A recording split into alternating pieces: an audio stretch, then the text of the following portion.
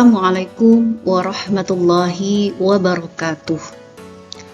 Alhamdulillah, pada kesempatan kali ini saya akan menjelaskan tentang keterampilan memberi penguatan. Bapak Ibu yang saya hormati, apa pemberian penguatan atau apa tujuan pemberian penguatan itu sendiri? Tujuan pemberian penguatan yang pertama, untuk meningkatkan perhatian siswa. Dengan kita memberikan penguatan kepada siswa, maka itu dapat meningkatkan bagaimana perhatian siswa, fokus siswa di dalam belajar. Tujuan pemberian penguatan yang kedua, memberikan motivasi kepada siswa. Ketika guru memberikan penguatan kepada siswa, maka secara tidak langsung siswa termotivasi, tergerak hatinya untuk mau belajar, untuk meningkatkan belajarnya di dalam kelas. Yang ketiga, dengan memberikan penguatan kepada siswa, maka tentu saja itu dapat mempengaruhi tingkah laku siswa itu sendiri. Dengan merespon yang baik, memberikan penguatan yang baik terhadap siswa kita, ya secara tidak langsung mereka akan tergugah hatinya untuk mengubah tingkah lakunya. Mereka akan termotivasi dengan penguatan-penguatan kita tersebut. Yang keempat, tentunya dapat meningkatkan belajar, meningkatkan motivasi belajar tadi, sehingga belajar siswa ini lebih produktif.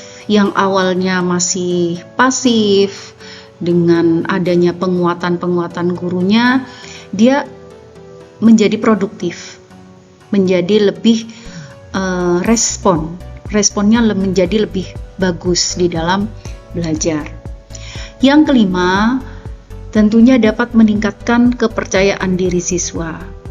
Karena dengan penguatan itu kita membangkitkan kepercayaan diri siswa kita. Kalau tidak ada penguatan dari guru, nah ini dapat menjadikan siswa itu tidak percaya diri. Namun dengan adanya penguatan-penguatan, insya Allah kepercayaan diri siswa itu akan bertambah.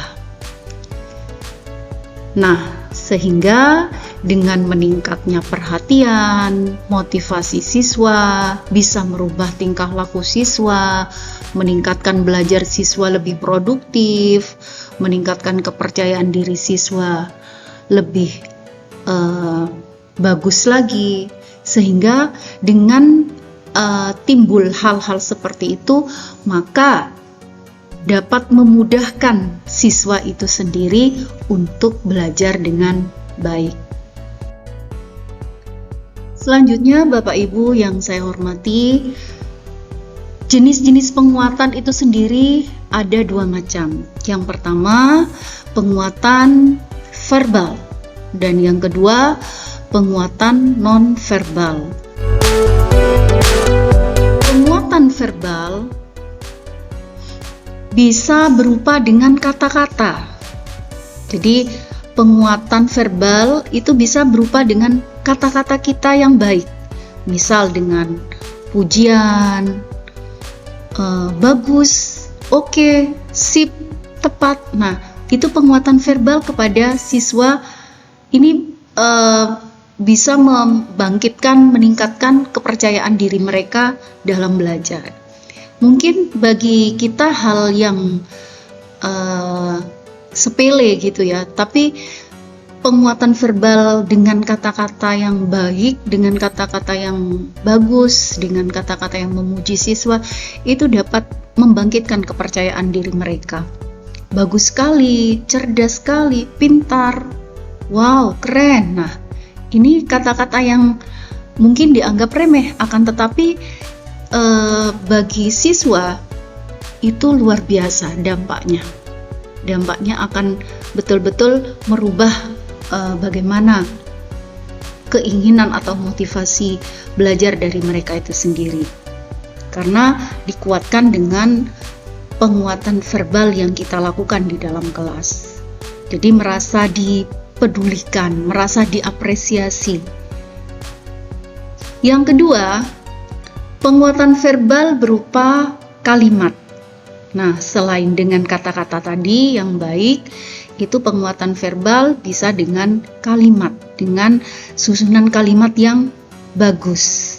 Misal, saya contohkan, wah, tugas kamu bagus sekali. Ibu senang sekali dengan hasil tugas kalian. Nilai kamu semakin lama semakin baik. Nah, kalimat-kalimat seperti itu menguatkan siswa kita, menguatkan mereka untuk meningkatkan kepercayaan dirinya, untuk meningkatkan belajarnya lebih produktif lagi. Jadi bisa menguatkan hatinya bahwa dengan penguatan verbal yang dilakukan oleh guru itu sangat berdampak kepada pencapaian hasil belajar siswa itu sendiri, pencapaian motivasi siswa itu sendiri.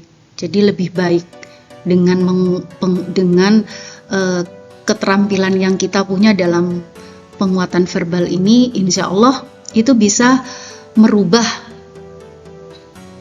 tingkah laku juga siswa-siswi kita di kelas. Karena apa? Karena dengan penguatan-penguatan seperti itu, pastinya siswa ini merasa ada orang yang peduli dengannya, merasa gurunya ini sangat perhatian dengannya, sehingga itu luar biasa dapat menumbuhkan kepercayaan dirinya dalam meningkatkan hasil belajar yang lebih baik.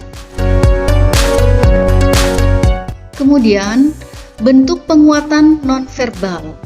Bentuk penguatan nonverbal ini itu bisa dari kita memperbaiki gerakan badan kita, ekspresi kita. Jangan sampai kita mengajar, kita ada di dalam kelas, itu menakutkan bagi siswa. Kita mengekspresikan diri kita itu senyaman mungkin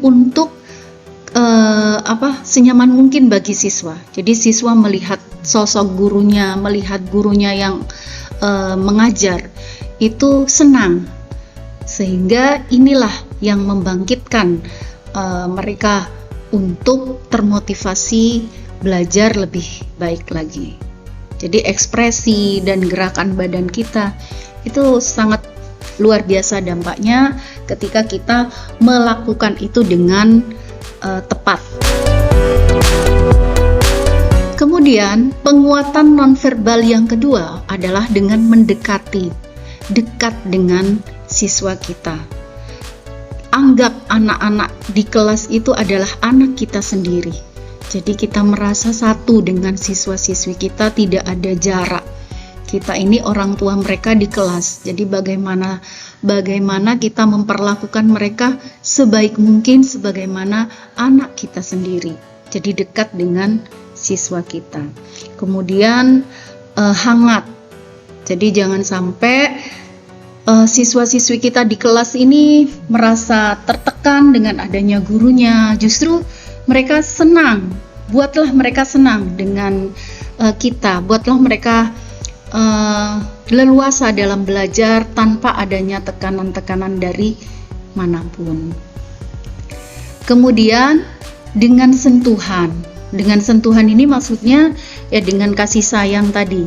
Kita menyayangi mereka, memberikan mereka ilmu, itu sebagaimana kita memberikan kasih sayang kepada anak kita sendiri, sehingga mereka merasa terlindungi, merasa nyaman di dalam kelas, dan itu sangat mempengaruhi bagaimana pola belajar mereka ke depan lebih baik lagi. Yang keempat, penguatan nonverbal yang keempat adalah buatlah kegiatan pembelajaran kita itu yang menyenangkan. Jadi dengan kekuatan ekspresi dan gerakan badan kita tadi yang bagus, yang baik, pendekatan-pendekatan, kemudian kehangatan yang kita munculkan di dalam kelas, itu dapat membuat suasana yang menyenangkan di hati siswa. Yang kelima, penguatan nonverbal yang kelima bisa dengan menggunakan simbol atau benda. Simbol ini mungkin memberikan apresiasi tugasnya yang bagus, mungkin dikasih tanda cinta, tanda bintang, dan lain sebagainya. Nah, bisa berupa seperti itu. Bapak Ibu, demikian yang bisa saya jelaskan pada kesempatan kali ini. Mudah-mudahan apa yang sudah saya jelaskan tadi bermanfaat bagi kita semua. Wallahul muwaffiq ila aqwamit thoriq. Wassalamualaikum warahmatullahi wabarakatuh.